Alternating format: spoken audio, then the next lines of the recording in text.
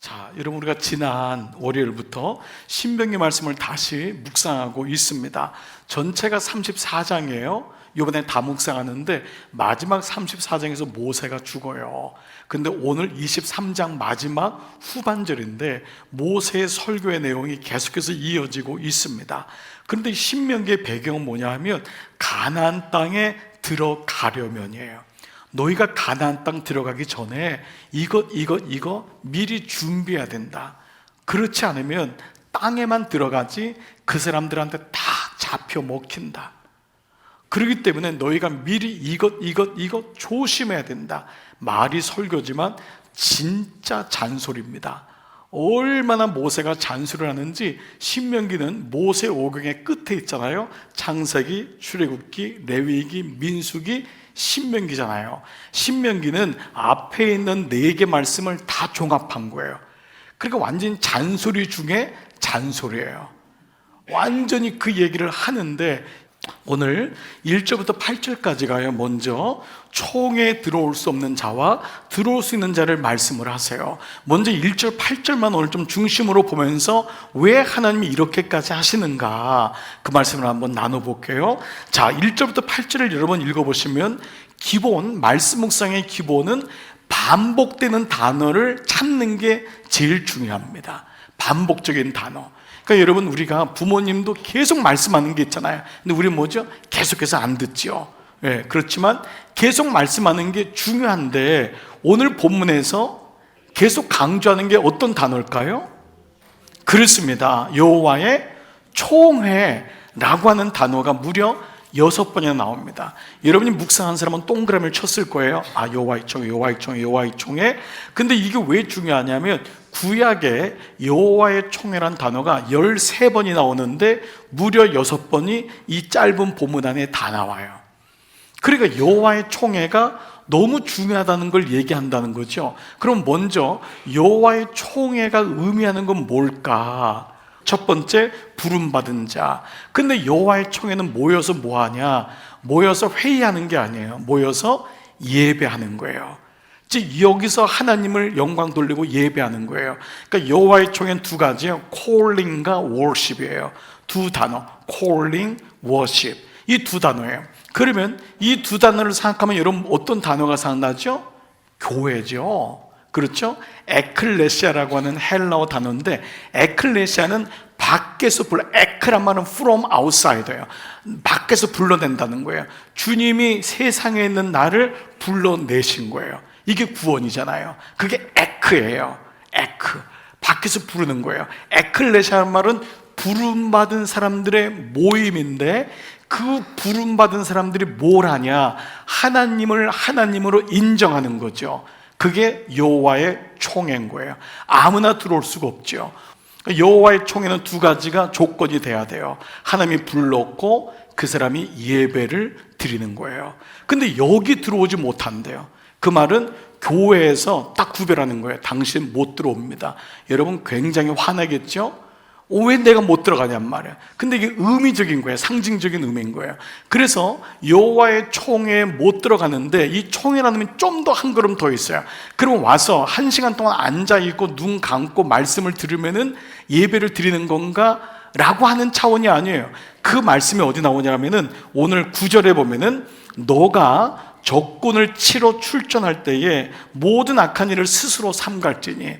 왜 여호와의 총회 오게 하냐면 적군을 치러 나갈 때 전쟁하러 나갈 수 있는 사람이 여호와의 총회인 거예요. 자, 또 한 말씀을 볼게요. 14절. 이는 내 하나님 여호와께서 너를 구원하시고 여호와의 총회 부른 것은 너를 구원하시고 적군을 너에게 넘기려고. 즉 이 말씀 뭐냐면 가나안 땅에 들어가서 싸울 수 있는 자, 이게 여호와의 총회에 들어올 수 있는 자예요. 우리가 예배를 드리는 이유는 여기서 위로받고 은혜 받은 것으로 만족하지 않고 이 말씀을 가지고 세상 속에 나가서 세상의 모든 노이즈와 인포와 모든 미혹과 템테이션 속에서도 믿음을 지키는 하나님의 자녀가 되기 위함이잖아요. 그 힘을 주시기 위함인 거예요. 이게 여호와의 총회예요. 하나님께로 부름받아 나온 사람은 예배를 드림으로 말씀의 원리를 알았어요. 이 말씀을 가지고 싸워서 이기는 자, 싸우는 자, 이거라고요. 집에서 여러분들이 자녀를 가르칠 때 뭐라 그러죠? 세상에 나갔을 때 모르는 아저씨가 따라가지고 오면 안 돼? 전화 아무나 하면 안 돼? 어디 형들이 가서 뭐 사준다고 해서 따라가면 안 돼? 왜 가르쳐주지요? 이 아이에게 기본적으로 세상에서 미혹받지 않도록 도와주는 거예요. 그게 가정이지요. 그게 확장된 게 Assembly of the Lord, 하나님의 총회, 여호와의 총회라는 거죠. 그런데 가나안에서 싸울 수 없는 사람을 세 부류로 나눴어요. 이 사람은 교회에 못 들어와요. 구원받을 수 없다. 주님이 딱 막았어요. 그 세 부류가 누구냐? 첫 번째, 고안이 상한 자나 음경이 배인 자는 여호와의 총에 못 들어온대요. 1절이에요. 다 같이 시작. 고안이 상한 자나 음경이 잘린 자는 여호와의 총회에 들어오지 못하리라. 이 말씀은 먼저 여러분이 문자적으로 우리가 한글로 번역된 걸 보고 이래? 그럼 뭐야? 하나님은 왜 차별하시지? 이런 마음을 가질 텐데, 이 말씀의 원어적인 배경이나 히브리 백성들은 이 말씀을 들을 때 이게 어떤지를 금방 알고 있는 거예요. 예를 들면 제가 여러분에게 콩쥐팥쥐 얘기하면 금방 알아들어요. 이거 우리나라 옛날에 콩쥐팥쥐 해가지고 그렇게 해가지고 그 콩쥐는 착했고 팥쥐는 어땠고 알잖아요. 그러나 제가 미국 사람에게 콩쥐팥쥐를 아무리 설명해도 그 어원이 닿지 않는 것과 마찬가지예요. 이 말씀은 한글로 번역된 문자적인 표피적인 말씀으로 보면 안 돼요. 이 말씀에 고안이 상했거나 음경이 배인 자는 자기 스스로가 천성적으로나 아니면 몸이 약해가지고나 태어나면서 사고로 인해서 된 게 아니라 스스로가 고안을 찢거나 음경을 자른 자예요. 이 사람이 가나안 땅에 있는 거예요. 뭐냐면 몰렉과 아사로 신전을 섬기는 사람 중에는 과도하게 그 우상에게 열광적으로 빠지다 보니까 자기의 신체를 도려내거나 중요한 것을 찌음으로 하나님을 향한 열심을 표현하는 이방 종교의 행위가 있었던 거예요. 그 사람들이 스스로 고안을 자르는 거예요. 그리고 나무나 돌로 찍음으로 내가 하나님이 아니죠, 우상을, 자신의 신을 이렇게 사랑한다라고 하는 표현했는데, 이것이 가나안 땅에 만연했던 거예요. 그래서 그런 자는 절대로 여호와의 총에 들어오지 못한다라는 말씀이에요. 자신의 몸과 영혼을 우상에게, 귀신에게 준 자가 어떻게 영적 전쟁에서 싸울 수가 있겠어요? 그러면 이 말씀은 우리가 알고 있는 고자라고 하는 그 문자가 아니에요. 이사야 우리가 56장에 보면은 여호와께서 이같이 말씀하시기를, 나의 안식일을 지키며 나를 기뻐하는 일을 선택하며 나의 언약을 굳게 잡는 고자들에게는, 이 고자는 태어나면서예요. 이 고자는, 병적으로 얻은 그 고자는 언약을 붙잡는 사람은 하나님이 어떻게 하냐면 구원을 주겠다 그랬다고요. 언약을 붙잡는 사람에게. 그래, 이인데 오늘 이 신명기의 이 말씀은 뭐예요? 자기 스스로가 우상에게 자기의 몸과 영혼을 바친 자, 이거를 의미하고 있다라는 것이죠. 그 사람은 여호와의 총에 들어올 수 없다는 거예요. 두 번째는 사생자는 여호와의 총에 들어올 수 없다라고 나와요. 2절 시작. 사생자는 여호와의 총회에 들어오지 못하리니 10대에 이르기까지도 여호와의 총회에 들어오지 못하리라. 아니, 하나님이 과부의 하나님, 고아의 하나님인데 어떻게 사생자라고? 여기 사생자라는 단어 역시 사전적으로는 혼외 자식입니다. 정상적인 가정에서 태어나지, 결혼한 부부 사이에서 태어나지 않은 자를 가리켜요. 그러나 유대인들은 이 사생자라는 단어를 들으면서 이 단어가 그 뜻이 아니라는 걸 이미 알았어요. 마무제르라고 하는 히브리 말은 이 사생자가 그 사생자가 아니고, 그 사생자는 자기 책임이 아니잖아요. 부모가 그렇게 한 것은 태어났는데 내가 구원을 못 받는다고 말이 안 되잖아요. 여기 마무제르라는 말은 뭐냐면 이방 신전에서 창기 노릇을 하는 여인의 자식이에요. 그래서 이 말씀이 연결되는 게 17절 말씀이에요. 17절에 보면은 오늘 본문에 이스라엘 여자 중에 창기가 있지 못할 것이요. 아니, 이스라엘도 사람들이 사는데 공창도 있을 수 있잖아요. 근데 여기 창기는 뭐냐면 그냥 몸을 파는 게 아니라 신전 창기예요. 가나안 땅 들어가면은 몸을 팔 수도 있어요. 그 당시 여자들은 너무 어려웠으니까 팔려기도 하고. 그러나 신전 창기는 안 된다. 우상 숭배하는 곳에 가서 거기서 아이를 낳고 거기 무슨 뭐 피임 시설이 되도록 돼 있었겠어요? 그냥 잘못하면 그냥 아기를 낳게 되는데, 여자 중에는 창기, 케레샤, 신전 창기는 잊지 못하고, 이스라엘 남자 중에도 남창, 몸을 일반적으로 파는 남창이 아니라 신전 남창은 잊게 하면 안 된다. 왜 이 사람들이 여호와의 총회에 들어가지 못했을까요? 어려서부터 신전 창기의 노릇을 하는 아버지와 어머니께 붙들려 있는 아이는 영적 전쟁을 할 수가 없는 거예요. 그 다른 건 몰라도 우상 숭배는 안 된다. 이것이 성경에 나오는 간음이란 단어거든요. 우리가 육적인 간음할 수 있어요. 그런데 하나님이 육적인 간음을 좀 더 확장해서 본질적으로 얘기하는 게 뭐냐면, 그것이 몸의 간음만이 아니고 너가 하나님으로부터 뺏겼다고 하는 거예요. 영적 간음이라고 하는 거예요. 그래서 성경에는 귀신을 강하고 위대한 귀신, 위대하다는 표현은 없겠지만 강한 표현, 두려운 귀신이라고 안 하고 다 더러운 귀신이라고 한다고요. 우상이라는 것 자체가 사람을 더럽게 만들어요. 여러분 보십시오. 우리가 세상의 미혹에 빠지면 더럽게 됩니다. 이게 문제인 거예요. 이게 더럽게 되는 거예요. 귀신이 들어오면 우리 삶이 더럽게 돼요. 여러분, 술, 담배도요, 그냥 어느 정도 하다가 멈출 줄 알아야 되는데, 이게 지나치면 결국 말미는 더럽게 돼요. 술도요, 처음엔 좋다고 하죠. 나중엔 더러워집니다. 담배도 그렇지 않습니까? 담배갑에 여러분 보면 폐에 구멍이 뻥뻥 뚫린 게 다 나오는데도 그 담배를 핍니다. 이게 우리의 연약함이잖아요. 예. 그러니까 이런 모습 보면 더러워지는 거예요. 담배 핀 손이라는 게 니코틴이 얼마나 강한지, 이 손으로 아이를 만지게 되면 아이가 니코틴에 흡수된다는 거 알잖아요. 옆에 연기까지도 피면은 폐암이 걸린다 그러잖아요. 먹는 사람만이 아니라, 피는 사람만이 아니라 더럽게 되는 거예요. 그러니까 대변의 문제도 보세요. 더러운 거예요. 몽설의 문제도 뭐예요? 더러운 거예요. 이런 부분들을 계속 얘기하면서 오늘 이 맘제르라는 단어를 거기서 쓰고 있어요. 세 번째는 어떤 사람 못 들어오냐? 암몬 사람과 모압 사람은 총에 못 들어오냐. 이 사람은 전쟁터에 나가면 절대 싸우지 않는다라는 거예요. 3절 시작. 암몬 사람과 모압 사람은 여호와의 총회에 들어오지 못하리니 그들에게 속한 자는 10대뿐 아니라 영원히 여호와의 총회에 들어오지 못하리라. 자, 10대뿐만 아니라 10제너레이션, 10대예요. 10대를 이어서 뿐만 아니라 영원히 못 들어온다. 그럼 암몬과 모압 사람이 이렇게 누구길래 하나님이 이렇게 차별을 하시나? 여러분, 창세기 보면 믿음의 조상이 아브라함이라는 사람인데, 그 사람에게 조카가 있어요. 롯입니다. 이 롯이 소돔과 고모라에 들어가지 말라고 하나님이 쫀쫀하게 얘기하셨어요. 너무너무 그냥 아주 옆에서 했는데 기어코 들어간 거예요. 들어가가지고 결국 두 사위를 잃어버려요. 아내도 잃어버려요. 근데 이 두 딸이 이 롯 아버지를 술 먹고 잠재우게 한 다음에 아버지하고 행위를 한 거예요. 그래서 낳은 자식이 모압과 암몬이에요. 근데 모압과 암몬이 그렇게 낳았으면 됐는데, 모압과 암몬은 이스라엘 백성이 광야에서 나올 때마다 철천치 원수예요. 왜 이렇게 못 잡아먹는지 하나님의 이름을 저주하고, 오늘 뒤에 보면은 4절 이후에 보세요.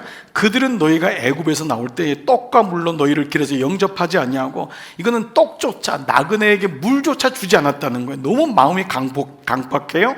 메소포타미아의 부돌 사람 부올의 아들 발람이 우상 숭배하는 선지자예요. 우상 숭배하는 잘못된 선지자예요.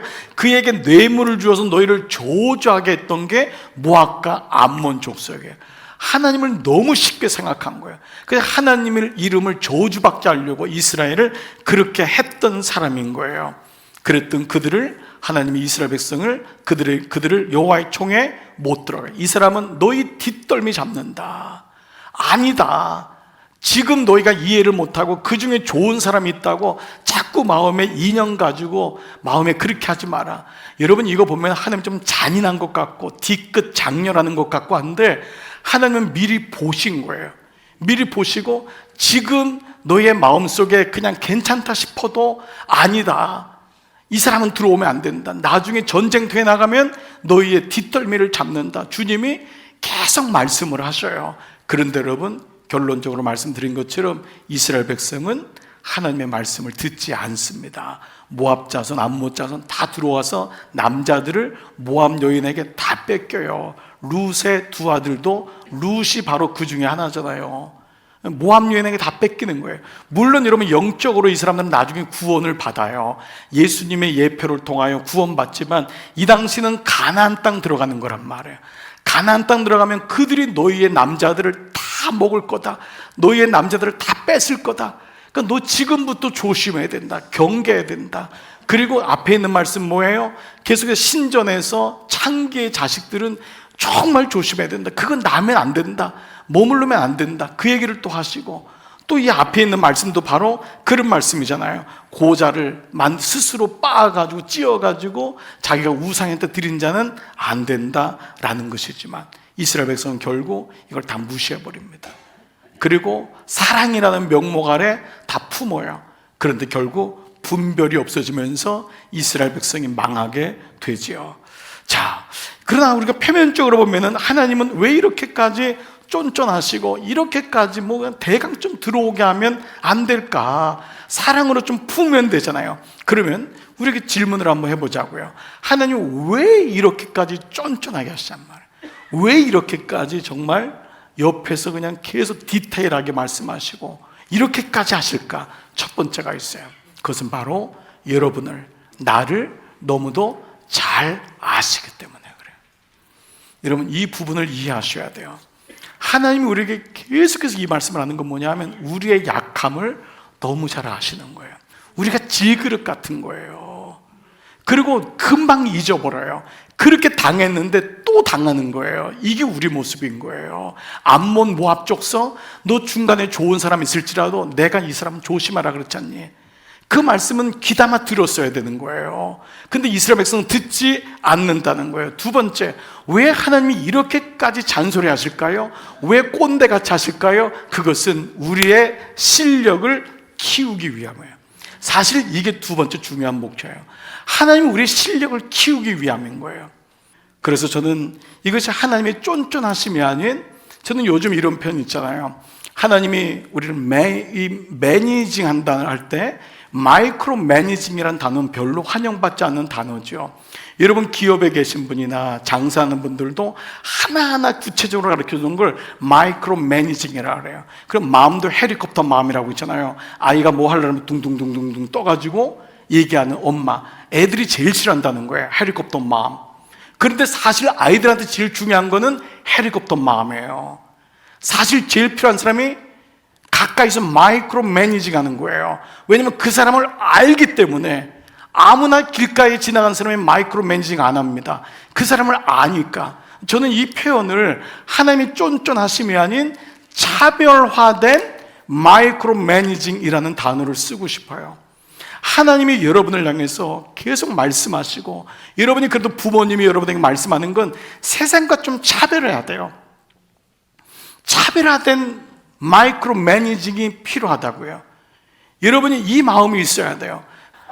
최근에 김준영 씨라고 이 커넥팅 더 낫이라고 하는 대표인데요. 이분은 코칭이 완전 가리키는 전문인이에요. 리더십 코치로. 여러분이 조그만 기업이나 큰 기업이나 가면은 다 코칭 한다고 하잖아요. 근데 이분이 쓴 글 가운데 이런 글이 있어요. 제목이 마이크로 매니징은 죄가 없다. 마이크로 매니징은 죄가 없다는 거예요. 우리는 마이크로 매니징에 대해서 안 좋은 거야. 나도 너무 가까이 가면 저 사람 싫어할 텐데. 다 싫어하게 생각하잖아요. 그런데 이번에 글을 한번 들어보세요. 최근 리더십 연구에서 가장 홀대받고 심지어 죄악시되는 것이 마이크로 매니징이다. 그것은 마이크로 매니징을 어떻게 오해하냐. 리더가 마치 좁쌀 점검처럼 꼼꼼하게 업무를 지시하고 리뷰하고 늘 체크하는 것, 이것으로만 생각하기 때문에 이것이 요즘에 자율의 시대에서는 맞지 않다고 생각하기 때문이다. 오늘이 무슨 시대냐? 자율적인 시대인데 내가 알아서 출근하고 내가 알아서 하고 내가 알아서 하면 되지 자꾸 지가 뭐라고 나한테 얘기해. 이렇기 때문에 마이크로 매니징은 시대하고는 맞지 않는다고 생각한다는 거예요. 그런데 아니었다. 나는 리더십 코치로 수십 년을 지내왔는데 자율은 기본기가 되어 있지 않은 사람에게는 가능하지 않다는 것을 알았다. 자율은 기본기를 먼저 가르쳐 준 다음에 자율이 이루어지는 거예요. 의외로 기본기가 없는데 자유를 요구하고 기본기가 없는데 코칭을 요구하는 사람들이 많다는 거예요. 즉 구체적이고도 자세한 마이크로 매니징을 통해 티칭 받지 않는 사람은 결코 리더의 수준, 코칭의 수준에 올라갈 수 없다.